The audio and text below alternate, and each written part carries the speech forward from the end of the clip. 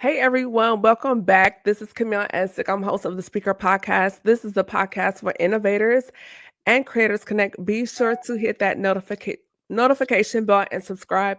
We have a lot of great things coming up for this show as we kick off the month of May with new live, new faces, and new conversations.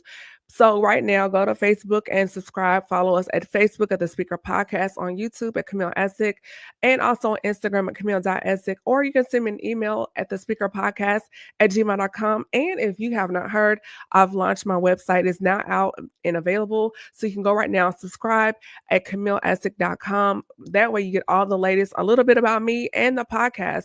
With that being said, y'all, I'm so excited to have this guest here tonight. She is a sister. I'm getting to know her more and more. She is fabulous. And we're going to get to all those things. But right now, we want to welcome the one and only Destiny King Cannon to the Speaker Podcast. Hey! Hey.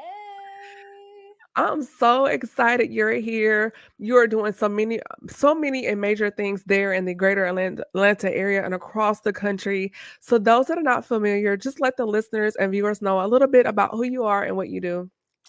Yes, so thank you first for having me on here. It's an exciting experience being on the Speak Her podcast. Okay. You are also making tremendous waves, and I honor you. You always do everything that I see in such excellence and integrity. So thank you for having me on here. So as you said, I am Destiny King Cannon, better known as Destiny Inspire, the confidence queen. And so what I do is I help growth-driven entrepreneur and women in business cultivate killer confidence and able to catapult in their life and their business while being connected to their calling still, while still being connected to the reason in which they were placed on this earth. I do that in various avenues now. Coaching is my main way. I do group coaching. I do one-on-one coaching. I also do public speaking. I do public speaking to many various types of groups. More recently, I do radio now. So I'm a radio show host, and I'm also a best-selling author. So that's a little bit about me. But more than that, and above all, I am a daughter of God. I am a servant, and I serve. So in different capacities, but at the core, I serve. Thank you. Just for that amazing insight to who you are. I kind of want to pick that apart a little bit more because it seems like you just have such a vast experience as far as wearing different hats. So for me, I'm naturally an introvert, Destiny, and so doing podcasting has been such a journey because I was comfortable just doing the streams, not doing the lives, and being pushed out of my comfort zone. So that kind of leads us into our first portion of this conversation as far as what has that been like for you, like your inspiration, and then stepping into your comfort, out of the comfort zone, into all these different areas? Yeah, so interesting you should say that, Camille. I am definitely an introvert. I cannot tell. Right. People, if you don't like know me personally, never been around me like in a personal setting, you would never know, because when it's time for me to show up in my power, I call it, or in my gift, it's like a grace that God gives me to operate how I do.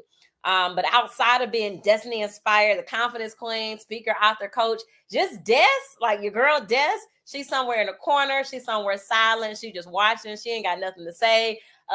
Too much interactions with people. She need to be in the house to recover at least 24 to 48 hours. So like that's literally me. But it's also a beautiful thing because it also shows apart from my gift, my skill set, my training, all of those things, I also believe in the power of the Holy Spirit, which overshadows our human weaknesses. And I wouldn't call introvertism, make a word, a weakness. However, it can create weaknesses when it prohibits us from showing up in our full power.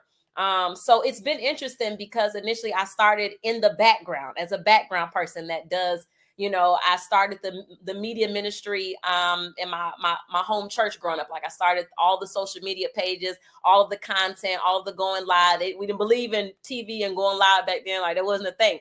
So I was always the background person. I did all the visuals, all the presentations, so it took a lot for me to finally come to the forefront because I enjoyed being the person that pushed everybody else. I enjoyed being the brains behind operations. I was cool with that. You don't got to see me. You don't got to know my name.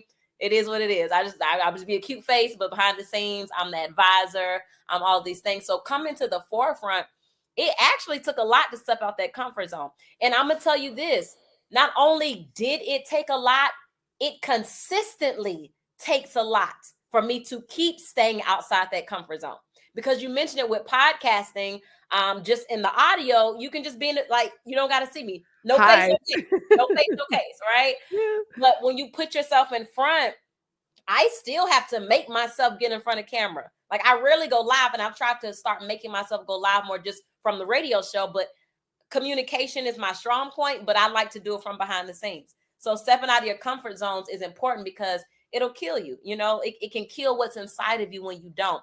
And I first got my start doing that, without going too deep into the story. I heard E.T., Eric Thomas, E.T. the hip hop preacher.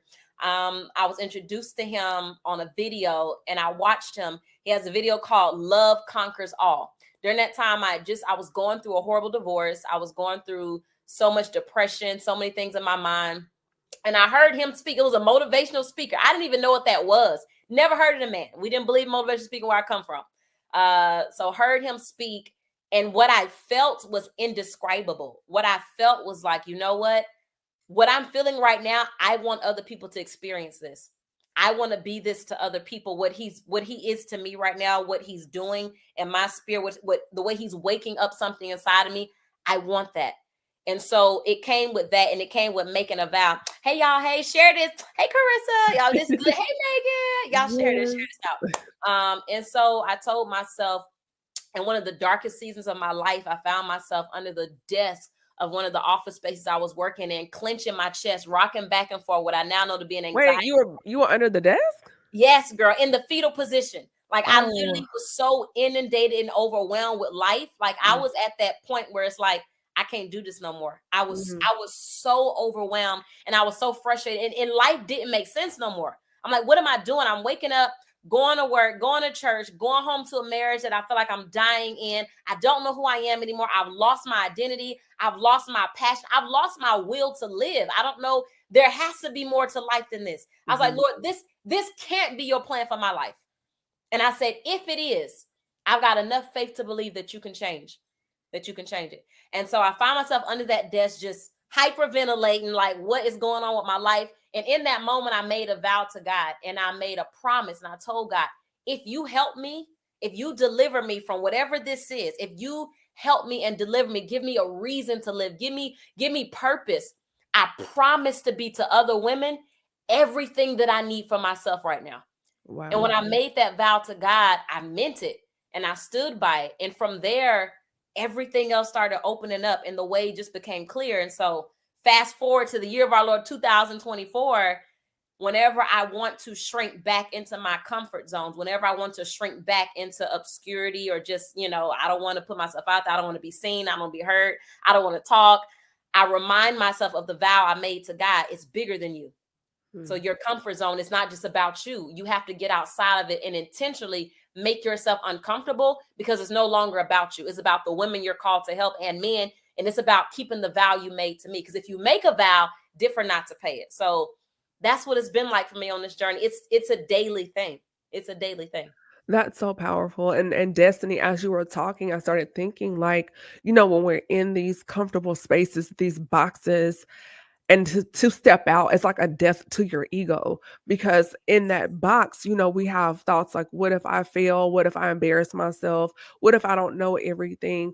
But stepping out requires faith, because we don't know everything. We don't have all the skill sets. And I've told people before about, with me sharing, starting the podcast, I had my own lash brand at the time I started the speaker podcast. So I was really behind the scenes, and I knew nothing about digital media. I didn't know anything about graphic design. I didn't even have money to do it. But God was like, I want you to do this. And I was like, like, I don't, get out in front of the camera. But I was like, okay, God, if this is what you want me to do, I need you to open up my creativity, my intelligence to understand how this works, how to create a flyer, how to even get a podcast started.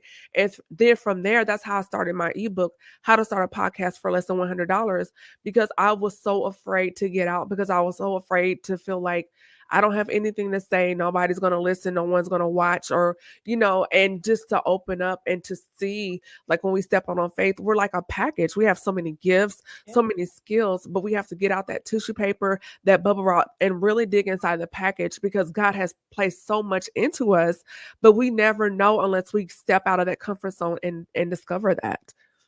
That's so true. That's so Yeah. true. And I love what you said when you talked about, like, I didn't have money, I didn't have any, I just did it. And a lot of times that's where we got to start. We're Yeah. so ashamed to be seen starting from the bottom. And that's also a comfort zone, because we feel like we have to already have an audience, already have everything that we think we should have. And God is like, if you already had all the pieces, you don't really need me. So when you said it's a faith move, that's literally what it is. Like, you have to step out on faith. And when you do that, he then brings everything else. Like, it starts to navigate its way and find you. But like Yeah. you say, it's a faith step. It's a faith move. Definitely. And just going deeper into the conversation, when we are stepping out of our comfort zone and embracing these new spaces, and you were talking about that moment where you just felt like, oh God, what is going on with me? I don't know. I don't know my identity. How did you embrace embracing your new voice, your new chapter, your new mindset, your new strength, this new place God was placing you into? Like, can you kind of unpack that for the listeners, like what that experience was like for you and what advice you have for them? Yeah, so learning to come into my own, into my identity. So, and I say that because I got married at a fairly young age. And when I got married, my husband at the time was 14 years my senior. So there was a huge age difference. And with that, I came into a marriage at a young age, not knowing who I was. Mm. And so then when I took on someone else's identity as a wife to become one, there were voids that I felt, because now I've wrapped what I do have into someone else's identity without really knowing me. So now as I'm growing and evolving and learning, I'm like, wait, who am I now? Like, I was a people pleaser. I will say I'm a recovering people pleaser.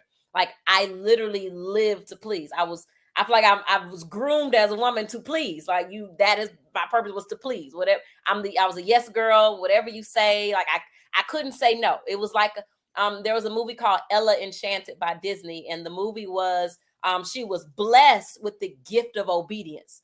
So she couldn't say no. So really it turned into a curse, because her, evil stepsisters found out, and the stepmom, so they used it against her to try to kill the prince, right? And so I would feel like that. I felt like I was blessed and cursed with obedience, because I didn't know how to say no. I had to please people. I do this, and that all pulled away from my identity. I didn't know what I wanted, who I was. So I felt like I really had no purpose. And so coming into having to learn my purpose, I always say, you don't get to pick your purpose. You only get to pursue it. Right. Mm. And so I had to make an intentional decision. If everything starts with a decision, because oftentimes as I coach women, we always start with what we don't want. I don't want to live like this. I don't want to feel like this. I don't want this. Okay, we established that, but what do you want? Like, you have to get clear. What do I really want? So I had to sit down and ask myself. I went through a divorce, which I never imagined. I'm a PK, so it's like, that's not what we do. I didn't even believe in divorce. I thought Me too. that was a sin. I'm like, Right. that's like God. Girl, I went through the Bible trying to find scriptures to justify. I was like, yeah, I have nothing there. I don't fit in those qualifications. So I thought. I'll put it like that. So I thought at the time. So I ended up getting a divorce, and when I was on that journey of having to rediscover who is Destiny. I've been a wife for so many years. I've been, I worked in ministry as this person. I've been this person's daughter. I've been, so I'm like, who is Destiny? So I first had to make the decision, okay, what does Destiny want out of life? Like, what do you really want? You know what you don't want, but what do you want? And once I decided what I wanted, I then, of course, had to submit my will to God. Okay, God, this is what I'm feeling. Is this your desire for my life, though? Because the Bible says he'll give you the desires of your heart. But here's the thing. When you have now become one with the Father, Jesus prayed and said, Father, make them one with you, even as you and I are one. So when you become one with God, his desires become your desires, right? So what you're feeling is from God anyway, because he put the desire in you. So I had to go back to my roots and seek God for myself. Like, okay, Lord, what do you have for my life? You said before I formed you in your mother's belly, I knew you. Okay, who did you know? What is the girl that you knew? Who is the woman of your dreams? Because up to this point, I've been the woman of everybody else's dreams. Mm-hmm. What everybody else want, I've been everybody's dream girl. But I never consider, I let everybody else use me but you. So once I got on that journey to decide, okay, first practical, what do you want? List it out. What do you like? So part of finding like identity and purpose, finding what do you like? And that sounds so simple, but if you ask women simple questions like that, a lot of times they can't even tell you. Because I'm used to, I eat what the family want to eat. I drive whatever. Like, we don't really know because we've never had the luxury to actually choose. Mm-hmm. We've always had to just go with the flow because we're the peacemakers. And all those things are good, but you still have to know within, what do I want? What do I like? What do I want out of life? So that was part of the journey. And I always do my R3 formula. I always teach my ladies, at any point in your life, as long as you have breath in your body, you can reinvent, redefine, and realign your life. You're never stuck. Sometimes I feel like we get to a certain point in life, we're stuck. Well, I've always been this way. I've always done this. I can't do anything else. I can't be anybody else. Yes, you can. That's a scarcity mindset, right? That's limiting thinking. But once you tell yourself, at any moment in my life, I can reinvent my identity, reinvent who I am, redefine life on my own terms, and realign myself back to where I need to be with my core values and with my disciplines. And so that was part of my journey. And when it comes to like, even with your purpose and having to redefine myself, a lot of times when you start tapping into these unused gifts and you just start, doing some things, the world will open up. But if you're only limited to what you know or what you think you know, you box yourself in. Sometimes you just have to take a chance. Sometimes you just have to step out there and try some things. And then when you begin to try some things, you start to gravitate to something. You start to find, I'd ask myself, what's your pain point?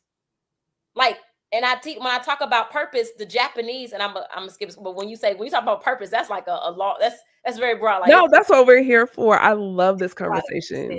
So am I okay? Yes.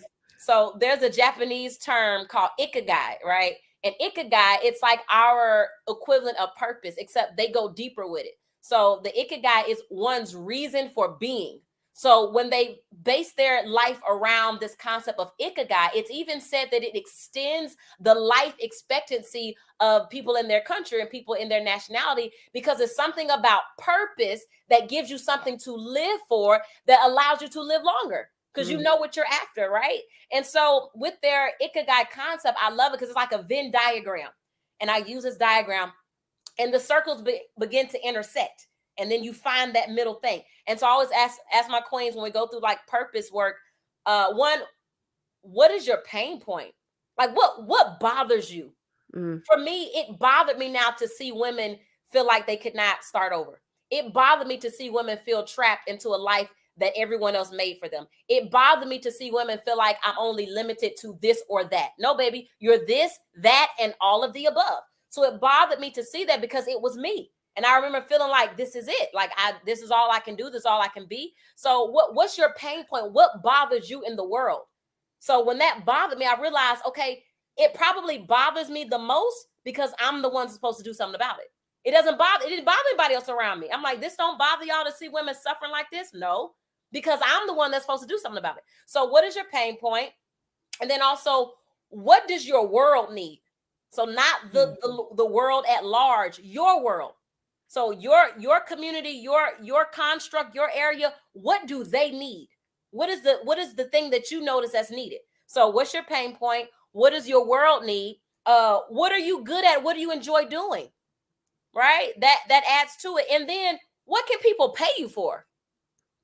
Like what is someone actually willing to pay you for? And when you put all those things together and you have the process of elimination, you will begin to find that middle thing that will lead you closer to your purpose. And so those are things that I had to do. I didn't know ikigai and I didn't know the terminology all back then, but I understood the concept of, okay, what's bothering me? Okay, now what do I realize my world needs? Okay, what am I actually pretty good at? Okay, you know what? What will people pay me to do? And so that led me deeper into other avenues of my purpose, because purpose is not one thing. My purpose is not to be a speaker. That's not my purpose. My purpose is not to be a coach. That's not my purpose. That is a modality in which I express my purpose. So those are vehicles to my purpose. My purpose is to bring transformation to my world and help people tap into their purpose and their identity.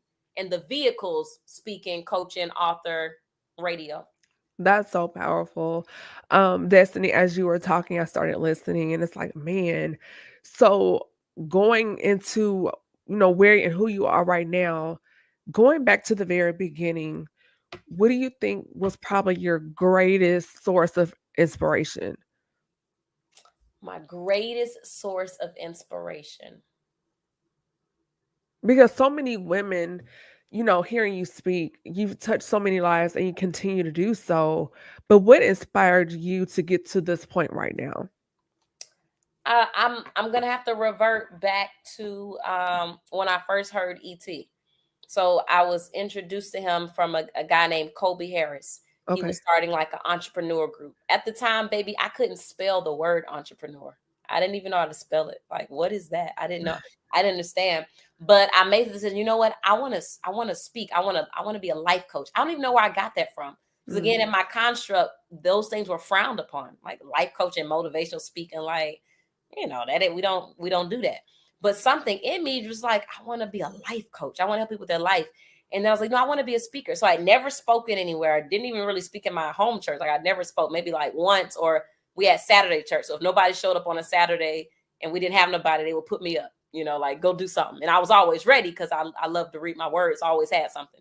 But I was going through my divorce and I decided I wanted to do these things.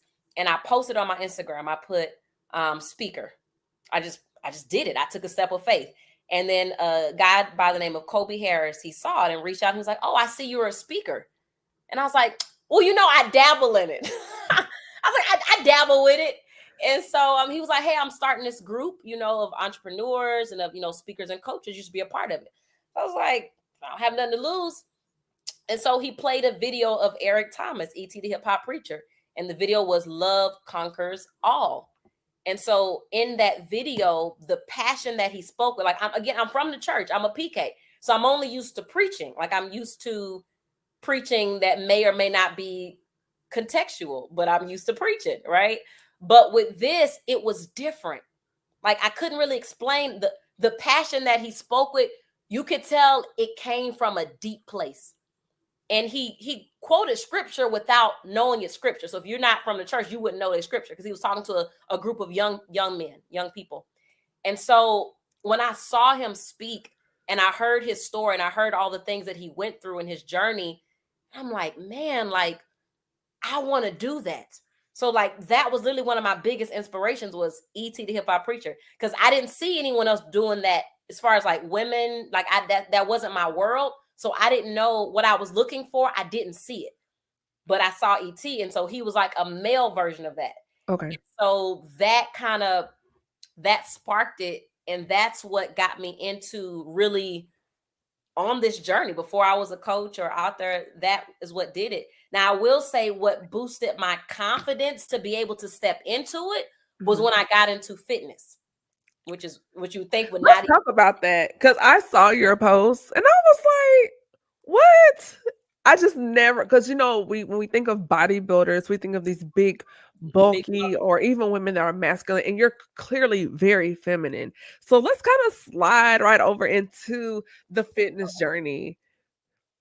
Yeah, for What sure. really got you into that? So every year we always come up with these New Year resolutions, right? Every year we're like, this year I'm gonna do this.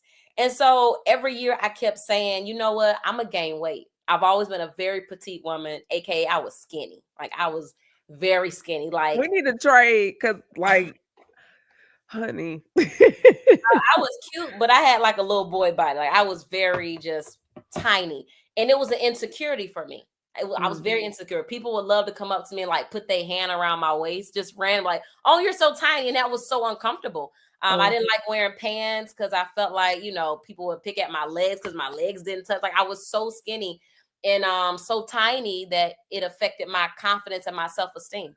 And so I kept saying, I'm a gain weight, but I didn't know how to do it on my own because I come genetically, I'm built and predisposed to be small. My father's small. Everybody on his side of the family is small, my cousins. And so I said, I'm going to get a trainer. I'm going to take it another step further. I'm not just going to keep saying this every year. I'm going to get a trainer. So I initially got a trainer just to try to gain weight, figure out how do I work out to gain weight. So on that journey, I was going through my separation and then my divorce. So what started as just something to put on weight and size, it became my therapy. That was before I got real therapy. Going to the gym, it was more mental than it was physical. Because for me, metaphorically speaking, if I can lift the weight of all of this pressure, if I can lift these heavy pounds of weight physically, then spiritually, mentally, and emotionally, I can lift any kind of weight. There's nothing I can't lift. So it had a strong mind-body connection that allowed me to be able to deal with and cope with my life better. And then as I began to see my body take form and take shape, and I began to see my muscles, I began to see these things, it built up my confidence because I finally had control over something. Because I couldn't control anything else in my life, so I thought. But I can control my body. I can control what I eat. I can control how I want my muscles. I can control my physique. I can decide, do I want to be bulky? Do I want to be slim? Do I want to be slim thick? Do I want to, I want to be muscular? So I got to control that. In that sense of control in a healthy sense, it gave me the confidence I needed to now make other steps. It's a domino effect. So once you build it up in one area, it transpires and it spills over into everything else that you do. That's so powerful. Um, when we look at fitness and you were mentioning mental health, it really does tie together, even from a spiritual sense, because the word talks about our bodies being temples, and we talk about stewardship, and we're always thinking about just our body, finances. We think about stewardship, but stewardship also incorporates our body, what we eat, Yes. even how we think. So tapping into that, going deeper into this conversation, Destiny, what do you say to women that have come out of maybe divorce, life changes, and just unpacking the true power of pivoting, not only just within your spiritual self, but in your mental self, your emotional self, or even in your physical self? Yeah, I would tell women, for one, you deserve to live and experience the highest version of yourself. Like, you deserve that. Because we help everyone else become the highest version of themselves. We're always motivating and pushing and cheerleading and championing, but we don't take that time to pour back into ourselves and realize, like, I need to pivot in these different areas of my life to succeed in all of them. A lot of times we settle for one area of success. Sometimes we may just settle for success in the boardroom, success in the office. Well, as long as I'm doing good at work, that's good enough for me. It gives me some sense of, happiness or accomplishment. When no, once you have mastered or come to a good place in that area, now let's keep going. Let's move on to the next thing. How is your health, your mental health, your physical health? On my radio show, every time I open up the mic, I say I got two questions and two questions only before we go into the next segment. Question number one, and I got a button, a hot key that says King, and in the hot key I ask, what are you feeling? Not how. What are you feeling? Mm. What headspace are you in right now? Have you taken a moment to sit with yourself and feel your heart space? How's your heart space? Are you in a good heart space? Because men as well as women, sometimes they don't take the time either and really dissect, what am I feeling right now? Not Mhm. just how, but what. Put language to it. I'm good. I'm fine. Also, my coins, fine is not a feeling. Don't tell me you're feeling fine. No, let's break that down. And so I ask my king, then I say queen, and then I ask my queens, what are you feeling right now? How's your head space? How's your heart space? And I say, take a moment, do a self check, check in with yourself, because you deserve that. You can't, we're human beings, not human doings. And we get into this rat race of doing, instead of just being and becoming. And so I would tell women, you have to give yourself the permission. And even though you don't need permission, sometimes we need to hear it though. You have permission to sit with yourself, to pivot to the different areas of your life that we compartmentalize. You have permission to pivot through each of those areas and see, how can I improve in them? How can I become better for me? How can I become a better mother? How can I become a better wife? But a lot of times that starts with your own self-care. And being, I say it's actually selfish not to have self-care. Because how selfish is it to say that you love your children, you love your spouse, you love your obligations, and yet they don't get to experience the best version of you? That's selfish. How selfish of me to give you the fumes, to give you the excess, instead of, the Bible says, my cup runneth over. Meaning, when I fill myself up mentally, emotionally, spiritually, then you get to drink from my overflow. Now that's self-care. It's selfish Absolutely. to not have self-care. It's selfish to not pivot into these areas of our lives and really sink into them. That's powerful. I'm such a big advocate, champion for healthcare and self-care and mental health. And when you started saying that, I was like, that's my one of my favorite words is self-care. And I always try to make time to sit with myself. If I'm feeling away, I don't say just to stay in the feeling, but we do need to process feelings, thoughts, and experiences. That's saying there's more room out than in. You're either going to implode or explode, meaning you need to find some way to channel those thoughts, those energies. And yes, prayer is great, but there should be other avenues, whether it's therapy, journaling, physical health, physical fitness, even sometimes checking what you're eating, because what you're eating can actually um amplify the emotion. You know, if you're feeling lethargic and tired, now you're eating a lot of sugar, a lot of salty stuff, making your blood pressure crazy. Now it's only making it more profound, more amplified on what you're feeling. So making those lifestyle changes, little things, drinking your water instead of eating chips, grab a banana. You know, if you're at work, you know, I'm a heel girl. I love my heels. Throw some shoes, you know, some flats, and go for a walk 15 minutes, you know, between breaks at work. I just got a walking pad. Shout out to Regina. And so we've been staying on each other every day. Hey sis, did you walk today? You know, she was like, oh, I did 45 minutes. But I'm like, what was the mileage? Because it's mileage over minutes. So if you didn't get at least a mile and a half in, I don't care if you hit your 45-minute mark. If you got to go another 10 minutes to get that 0.5 in, let's go and let's do that. So having those accountability partners and those people around you to check in every day. Hey, what are you taking in today? Like with her, you know, she has this water challenge and she's pushing me. She sent me a message earlier. Did you drink your water today? And those things are important. Even having conversations like this, so we can kind of check our thoughts, monitor what you're watching on TV. If you know you've gone through a bad relationship, hey sis, guess what? Lifetime may not be for you right now. You Absolutely. know, let's switch those things up. So what you're saying, everything destiny, everything is very on point. And as we begin to wind down this conversation, just one more point. Just because you are standing on business in such a literal sense, you have so many things going on. What do you feel like, you know, even in the world of coaching, the importance of creating community within yourself and around and people around you? Yeah, creating community is extremely important. One of my mentors always says that isolation leads to intrusion, right? Dr. Joshua Smith, he always says isolation leads to intrusion.